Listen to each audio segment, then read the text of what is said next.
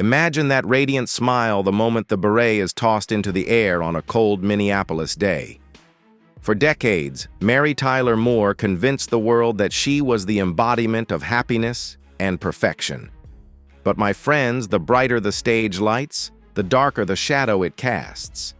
What if I told you that behind the title of America's sweetheart lay a hell on earth that Hollywood had kept hidden for 40 years? We're talking about the haunting and mysterious death of her only son, the life-or-death battle with alcohol to escape reality, and a frozen queen left utterly alone after the cameras stopped rolling.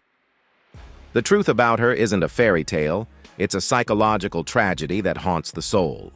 Today, let's peel back that mask. But before we reveal this secret, hit that subscribe button, like the video, and leave a comment below to join us as we uncover the untold corners of Hollywood.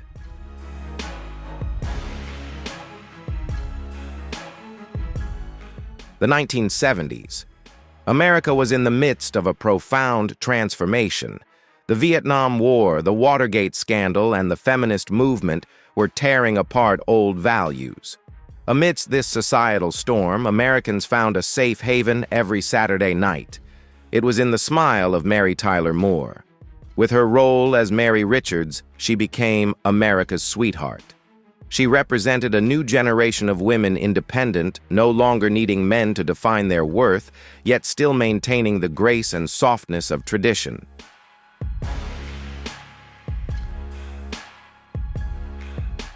She was the woman men wanted to marry and women wanted to become. The way she tossed her beret into the cold Minneapolis intersection with the song, "You're Gonna Make It After All," became a hymn of hope. The camera only captures the light. It can't see the soul. Behind that million-dollar smile was a woman slowly falling apart, a mother carrying an immense burden of guilt.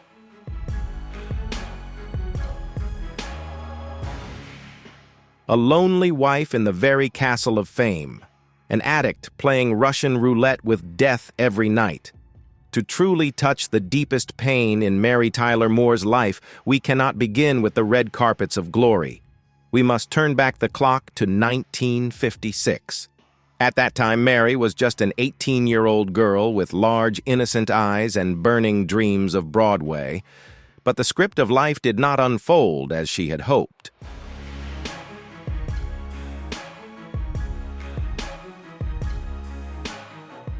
Instead of the stage lights, that young girl embraced the hardest role of her life, motherhood.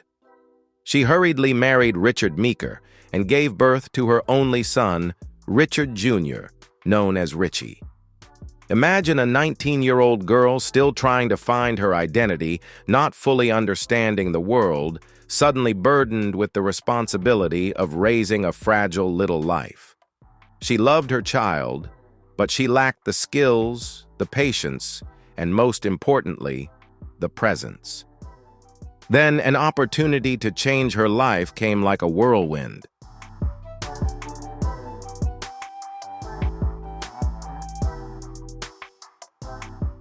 The Dick Van Dyke Show turned Mary into an A-list star overnight. Her career soared straight up like a rocket leaving its launch pad. But the law of energy conservation in life is brutally harsh. When all the light is focused on a career, darkness quietly envelops the family. There's a cruel detail that few notice, a detail that cuts like a knife into Richie's childhood. It was during the years when he needed his mother the most that Mary was playing the role of Laura Petrie on television.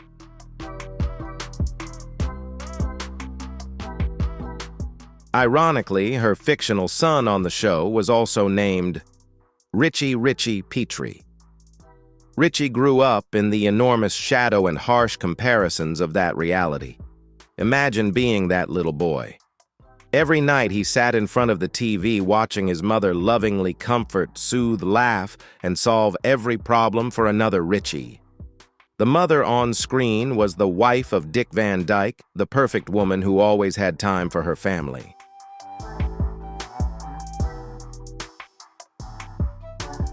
The real-life mother was long business trips, exhaustion, after 14 hours on set and a rotating cast of nannies taking care of her child. That awkward comparison planted a painful doubt in Richie's heart. Did his mother love the child on screen more than the one in real life? In her 1995 memoir, After All, Mary wrote raw confessions that would send chills down any reader's spine. I demanded perfection from myself as an actress.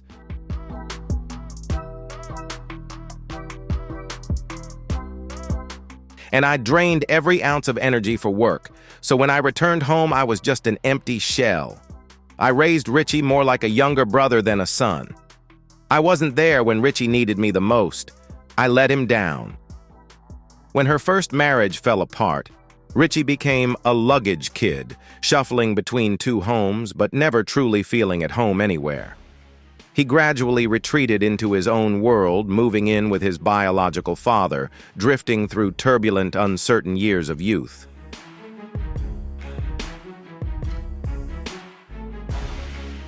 He struggled to find his own identity, trying to escape the label of Mary Tyler Moore's son, but became lost in drugs and loneliness. Then, on October 14, 1980, the fateful day arrived. Richie, at 24 years old, was living in a small room near the University of Southern California. He owned a collection of guns, perhaps a hobby that made him feel stronger. Among them was a short-barreled shotgun with a synthetic stock named Snake Charmer.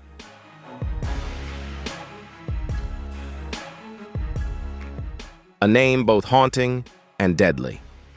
The scene that day unfolded in an eerily ordinary setting. Richie was sitting on the bed with his roommate, Judy Langford. He was talking casually while playing with the gun in his hand. According to Judy's testimony, Richie asked her a nonchalant question. "Have you ever seen a gun like this?" He went through the motions of loading and unloading the weapon, a dangerous habit he used to calm himself.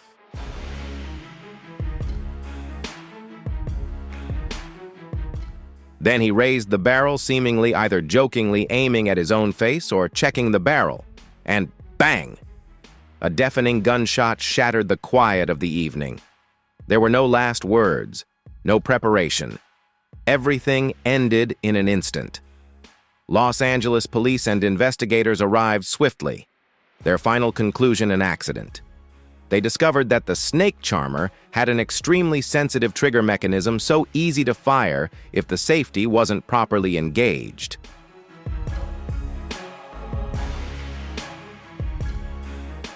Legally, Richie's death was ruled an accident. But for Mary, the word accident was never enough to fill the void in her heart. Why would someone so knowledgeable about firearms like Richie make such a basic mistake? Why was the gun loaded in the bedroom? Could it truly have been an accident, or was it a twisted joke of the subconscious? Or more painfully, was it a desperate cry for help that went unheard until it was too late?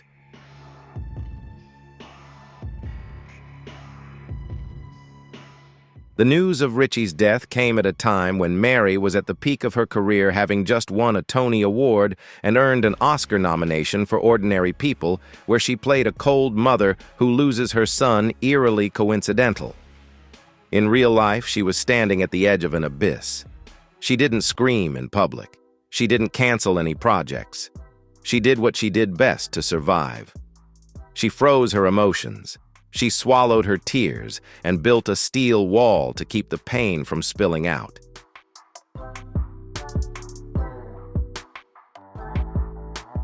But those close to her recall that after Richie's death, a part of the light in Mary's eyes faded away forever.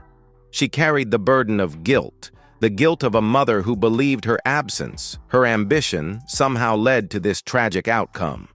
It was a life sentence with no hope of parole. No court declared it, but she sentenced herself to it every day, in each restless sleep, and every time she saw the smile of other children for the rest of her life.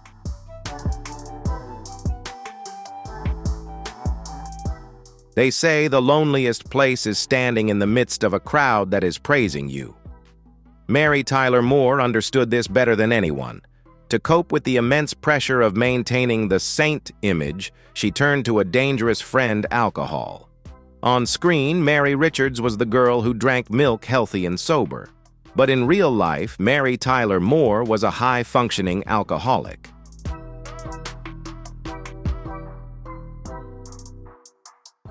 Let's break down this term.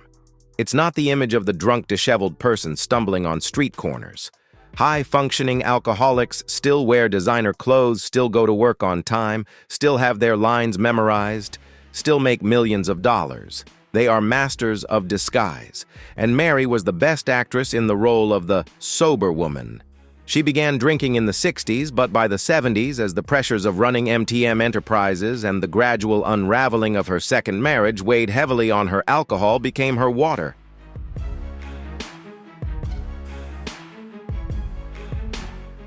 "I drink to ease the loneliness," she wrote. "I drink to silence the critical voice in my head."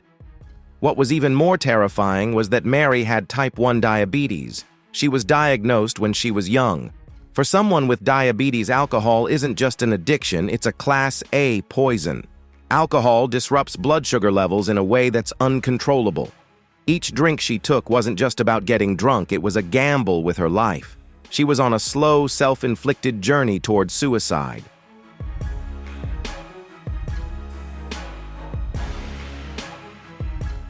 Throughout the filming of The Mary Tyler Moore Show, the makeup artists had to work overtime every Monday morning to conceal her bloodshot eyes and swollen eye bags.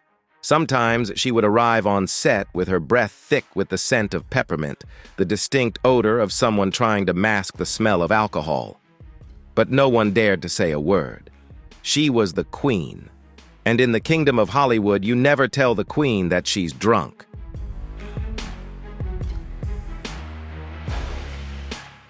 The peak of the tragedy came between 1980 and 1984.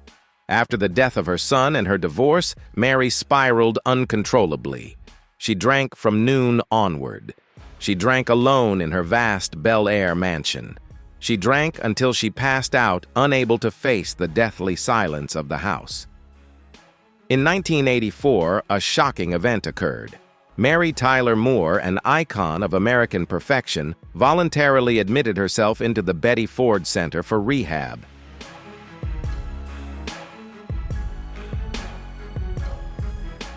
At that time, for a superstar to admit to being an alcoholic was taboo. It could destroy a career. But Mary did it. That act not only saved her life, but also created a cultural earthquake. She ripped off the mask. She showed the world, "Look, I am in pain too. I have fallen, I am human." Her courage in facing this demon transformed her from an entertainment star into a symbol of resilience.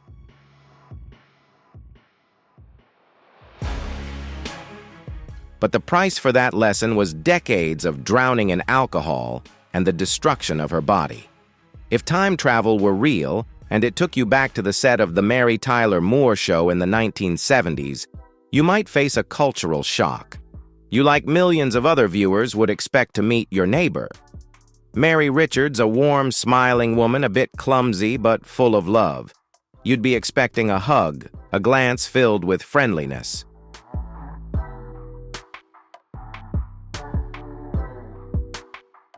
But reality would throw a cold splash of water in your face. Instead of a warm hug, you'd receive a proper handshake, a perfect but superficial smile that didn't reach her eyes, and an invisible icy wall separating you from the woman standing before you. In Hollywood at the time, Mary Tyler Moore had an unpleasant nickname that people only dared whisper behind her back: the Ice Queen.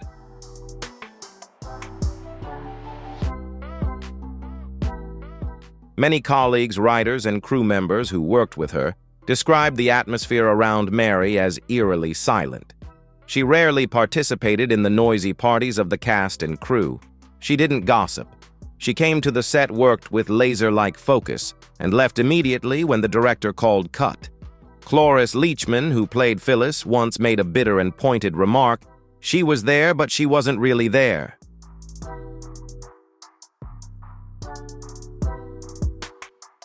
You could stand right next to Mary, but you'd feel as though she was 1,000 miles away. No one, and I emphasize, no one could truly touch the real Mary. Why this terrible contradiction, you might wonder?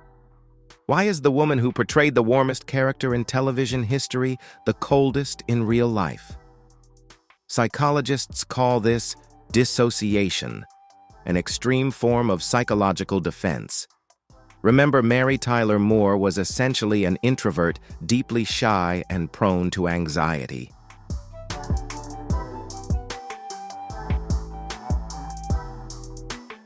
If you agree that Mary's coldness was simply a protective shield for a fragile soul, leave a 1 in the comments. And if you believe there are still hidden layers to her story, drop a 0. And as always, enjoy the video, and don't forget to like, share, and hit that subscribe button to support our channel. Thank you for always being with us.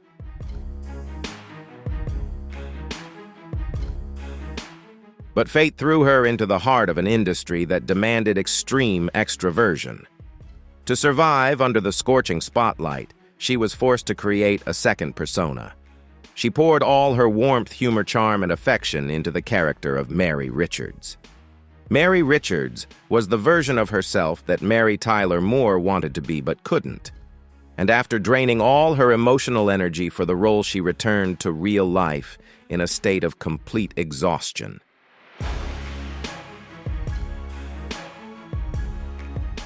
She built that icy wall not because she hated everyone, but to protect the last bit of life force still remaining within her.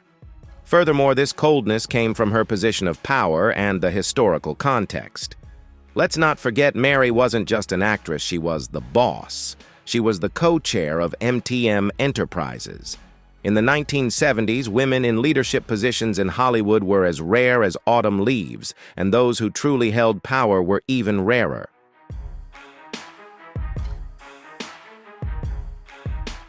She worked in an environment dominated by white men who were always ready to undermine a woman's abilities. If Mary appeared too friendly, too accommodating, she would be seen as weak. If she laughed too much, they wouldn't respect her authority. So she had to toughen up. She had to be harder than necessary. She became an extreme perfectionist, a true control freak. She interfered with every little detail on set, from how the lighting should be to hide imperfections, to every comma and period in the script.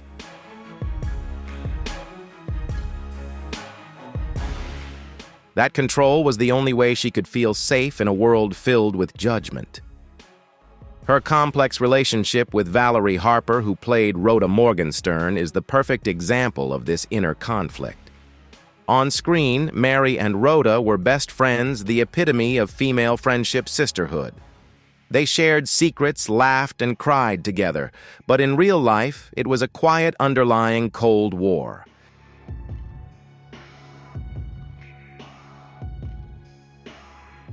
Valerie Harper was outgoing, cheerful, and free-spirited, just like her character Rhoda. Audiences began to love Rhoda, sometimes even more than the lead character Mary. Rhoda was allowed to let loose, make mistakes, and be spicy. Meanwhile, Mary was trapped in the image of the perfect good girl. As Rhoda's character grew in popularity and even got her own spin-off series, Mary felt deeply threatened. The fear of being overshadowed by her co-star, the fear of being left behind, triggered her insecurities.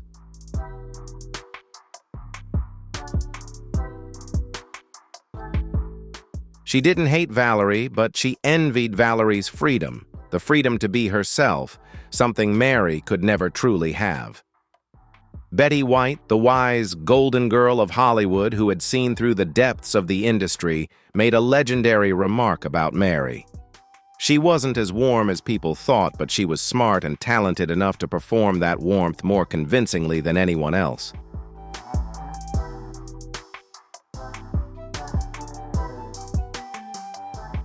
This statement reveals a harsh truth.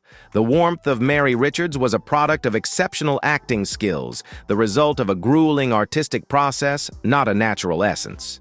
And the need to maintain that warm mask 24/7, while internally screaming with loneliness and pressure, slowly eroded her soul piece by piece. She was a prisoner in the very icy castle she had built.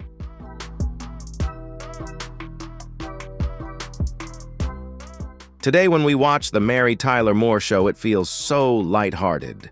But in 1970, it was a ticking time bomb. For the first time on American television, the lead character was a single woman in her 30s, not divorced, not widowed, but simply not interested in getting married.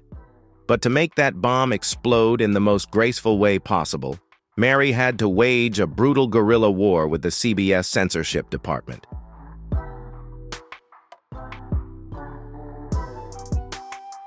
The bigwigs at CBS, white men in gray suits, were terrified. They said, "The audience will think she's single because she's undesirable. The audience will think there's something wrong with her." They wanted Mary's character to be divorced to explain her singleness. Mary and her husband, Grant Tinker, said no. She's single because she chooses to be. That was a declaration of war. The fiercest battle revolved around the private life of Mary Richards. Mary wanted her character to be a realistic woman.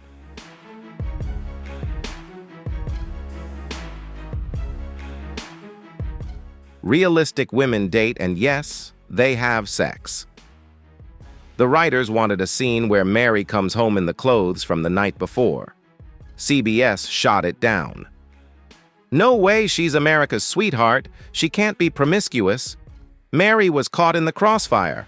On one side was the feminist movement demanding full liberation.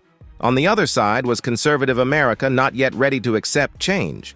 She was criticized by feminists for being too soft, too compromising.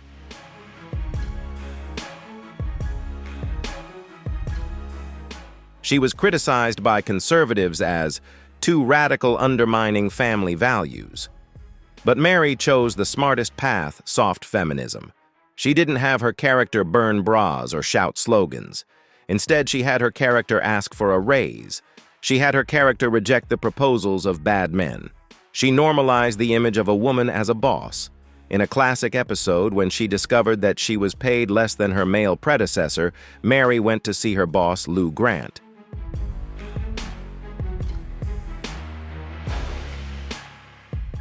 When her boss said, "He has a family to support," Mary replied, "That's not a reason to pay me less for the same job." That line, gentle yet firm, echoed through millions of living rooms and shifted the mindset of an entire generation of working women. Mary Tyler Moore wasn't a loud warrior. She was a master diplomat. She slipped through the narrow door of censorship to plant seeds of revolution in the soil of popular culture.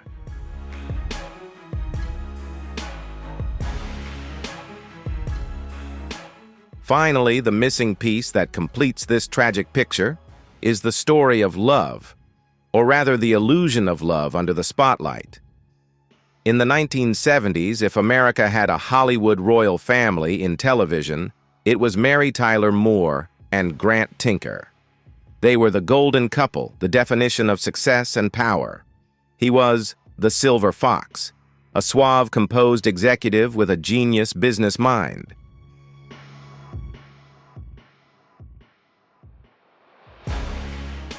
She was the brightest star in the sky, with a smile that could light up any room. Together, they didn't just get married, they merged two powerful forces. They founded MTM Enterprises. Let's talk about that legendary logo. The image of the kitten Mimsy, weakly meowing at the end of each episode, was originally a playful jab at the mighty roar of the MGM lion. But ironically, that soft meow became the loudest roar of the decade. MTM Enterprises didn't just produce films, they changed the very DNA of American television.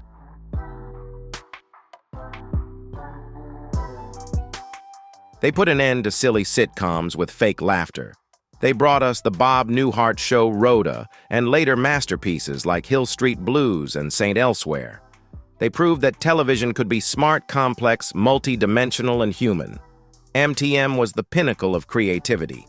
But there's a cruel rule in family business. When you bring work to bed, love dies at the desk.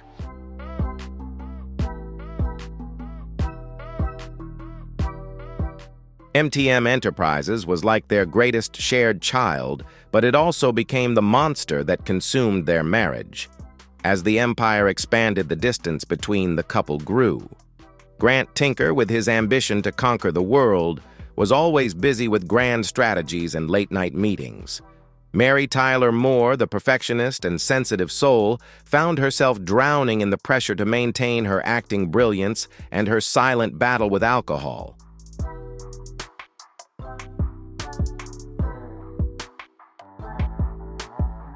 They lived in the same magnificent mansion in Bel Air, but they were like two astronauts drifting on different planets. Silent dinners, vacations filled with tension. The silence in their home became more deafening than the noise of the set. Rumors of their rift began to quietly circulate. These weren't scandalous affairs splashed across tabloids. It was more subtle and painful and emotional betrayal.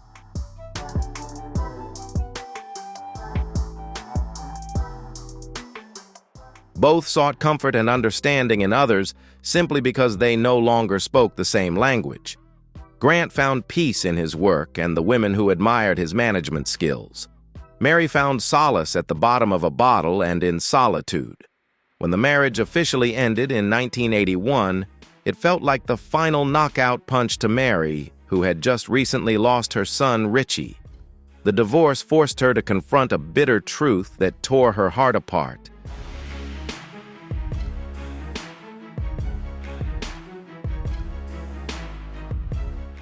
She was Mary Tyler Moore. The company was named after her initials MTM. The logo was a representation of her. But the brain, soul, and true power of that empire lay in the hands of her husband. When they separated, Grant Tinker left with his head held high, going on to become the chairman of NBC, the largest television network in America at the time. He rose to the pinnacle of power, and Mary, she was left behind. She felt lost adrift like a queen without her throne. She kept the money but lost her protector, lost the architect of her career.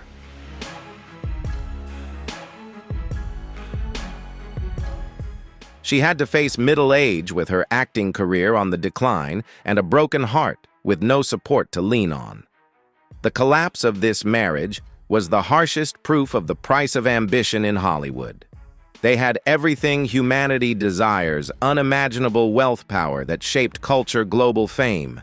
But in their journey to conquer the pinnacle, they lost the most important thing, the one thing that keeps a person from shattering a genuine connection between two souls.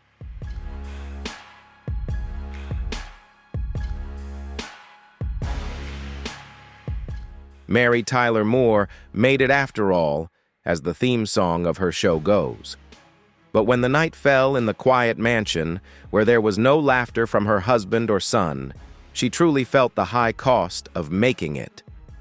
When we piece together all the shattered fragments of Mary Tyler Moore's life, from the haunting death of Richie, her life or death battle with alcohol, the cold facade she put up for self-protection, the painful political compromises, to the collapse of her powerful marriage, what do we see?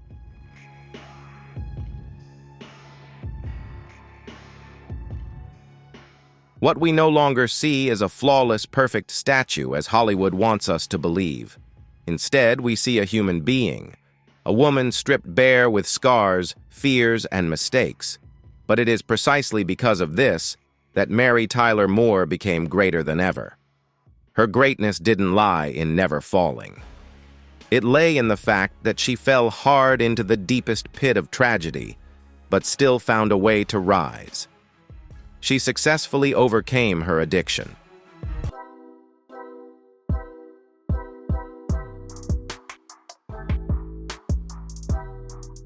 She found lasting love in her later years. She channeled her pain into advocating for the rights of diabetes patients and animals.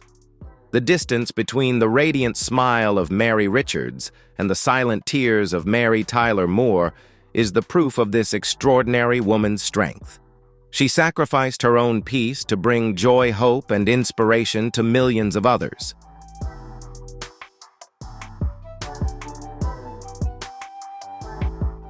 The truth about Mary Tyler Moore may be sad, but it is beautiful.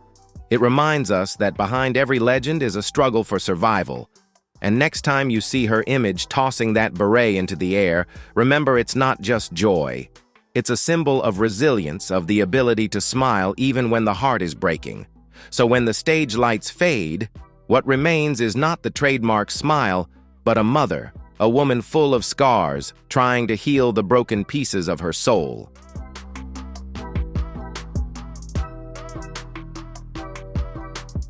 Mary Tyler Moore spent her entire life performing happiness, but the real-life drama she lived was filled with sorrow and loneliness. Even standing at the peak of her career, the spotlight could never hide the quiet sadness she carried within. Behind the radiant smile and the image of a strong woman on screen was a heart full of scars, a woman who could never truly find peace. In the later years of her life, she battled loneliness and harsh illnesses, yet Mary continued to be a symbol of resilience, fighting relentlessly for the values she believed in.